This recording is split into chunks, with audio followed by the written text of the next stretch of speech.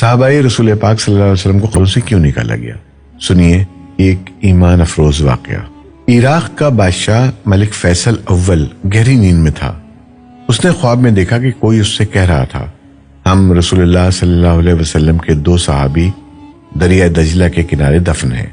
دریا کا رخ تبدیل ہو رہا ہے، پانی ہماری طرف بڑھ رہا ہے۔ حذیفہ بن یمان رضی اللہ تعالیٰ عنہ کی قبر مبارک میں پانی آ چکا ہے، جبکہ جابر بن عبداللہ رضی اللہ تعالیٰ عنہ کی قبر بھی نم ہونے لگی ہے۔ ہمیں یہاں سے نکال کر دریا کے کنارے سے کچھ فاصلے پر دفن کیا جائے۔ عراق کے بادشاہ نے یہ الفاظ خواب میں سنے، لیکن ان کی طرف کوئی توجہ نہ دی۔ دوسری رات پھر یہی الفاظ سنائی دیے، لیکن اس نے اب بھی توجہ نہ دی۔ تیسری رات یہ خواب عراق کے مفتی اعظم نور سعید پاشا کو دکھائی دیا۔ انہوں نے اسی وقت وزیر اعظم کو ساتھ لیا اور بادشاہ کی خدمت میں پہنچ گئے۔ جب انہوں نے بادشاہ سے اپنا خواب بیان کیا تو بادشاہ چونکا اور بولا، یہ خواب تو میں بھی 2 بار دیکھ چکا ہوں۔ اب انہوں نے مشورہ کیا۔ آخر بادشاہ نے مفتی اعظم سے کہا، پہلے آپ قبروں کو کھولنے کا فتویٰ دیں تاکہ میں اس خواب کے مطابق عمل کروں گا۔ مفتی اعظم نے اسی وقت قبروں کو کھولنے اور ان میں سے لاشوں کو نکال کر دوسری جگہ دفن کرنے کا فتویٰ جاری کر دیا۔ اب یہ فتویٰ اور شاہی فرمان اخبارات میں شائع کر دیے گئے۔ اعلان کیا گیا کہ عید قربہ کے دن دونوں اصحاب رسول صلی اللہ علیہ وسلم کی قبریں کھولی جائیں گی۔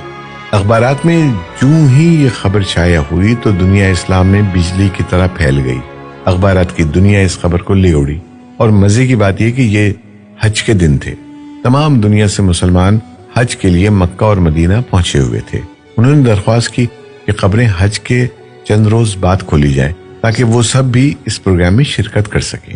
اسی طرح حجاز، مصر، شام، لبنان، فلسطین، ترکی، ایران، بلغاریہ، روس، ہندوستان وغیرہ ملکوں سے شاہ عراق کے نام سے بے شمار تار پہنچے کہ ہم بھی اس موقع پر شرکت کرنا چاہتے ہیں، مہربانی فرما کر مقررہ تاریخ چند روز آگے بڑھا دی جائے۔ چنانچہ دنیا بھر کے مسلمانوں کی خواہش پر دوسرا فرمان یہ جاری کیا گیا کہ اب یہ کام حج کے 10 دن بعد کیا جائے گا۔ آخر کار وہ دن بھی آ گیا جب قبروں کو کھولنا تھا۔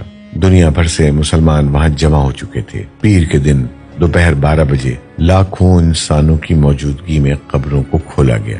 حضرت حذیفہ بن یمان رضی اللہ تعالیٰ عنہ کی قبر میں کچھ پانی آ چکا تھا، جبکہ حضرت جابر بن عبداللہ رضی اللہ تعالیٰ عنہ کی قبر میں نمی پیدا ہو چکی تھی، اگرچہ دریائے دجلہ وہاں سے 2 فرلانگ دور تھا۔ تمام ممالک کے سفیروں، عراقی حکومت کے تمام ارکان اور شاہ فیصل کی موجودگی میں پہلے حضرت حذیفہ بن یمان رضی اللہ تعالیٰ عنہ کی نعش مبارک کو کرین کے ذریعے زمین سے اس طرح اوپر اٹھایا گیا کہ ان کی نعش کرین پر رکھے گئے اسٹریچر پر خود بخود آ گئی۔ اب کرین سے اسٹریچر کو الگ کر کے شاہ فیصل، مفتی اعظم، وزیر جمہوریہ ترکی اور شہزادہ فاروق ولی عہد مصر نے اسٹریچر کو اپنے کندھوں پر اٹھایا اور نہایت احترام کے ساتھ ایک شیشے کے تابوت میں رکھ دیا۔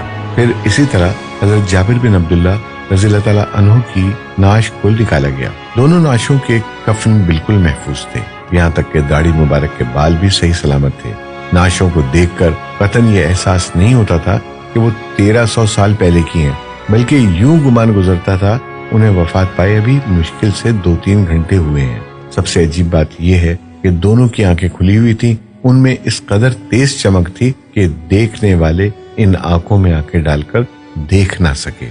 بڑے بڑے ڈاکٹر یہ منظر دیکھ کر دنگ رہ گئے۔ سچ ہے، محمد صلی اللہ علیہ وسلم کے غلاموں کا کفن میلا نہیں ہوتا۔ ہم امید کرتے ہیں کہ یہ معجزاتی اور تاریخ ساز ویڈیو آپ کو ضرور پسند آئی ہوگی۔ کمنٹس میں سبحان اللہ ضرور لکھیں، اور آپ اپنے دوستوں اور احبابوں کو بھی ضرور شیئر کریں تاکہ ان کا بھی ایمان تازہ ہو سکے۔ جزاک اللہ خیر۔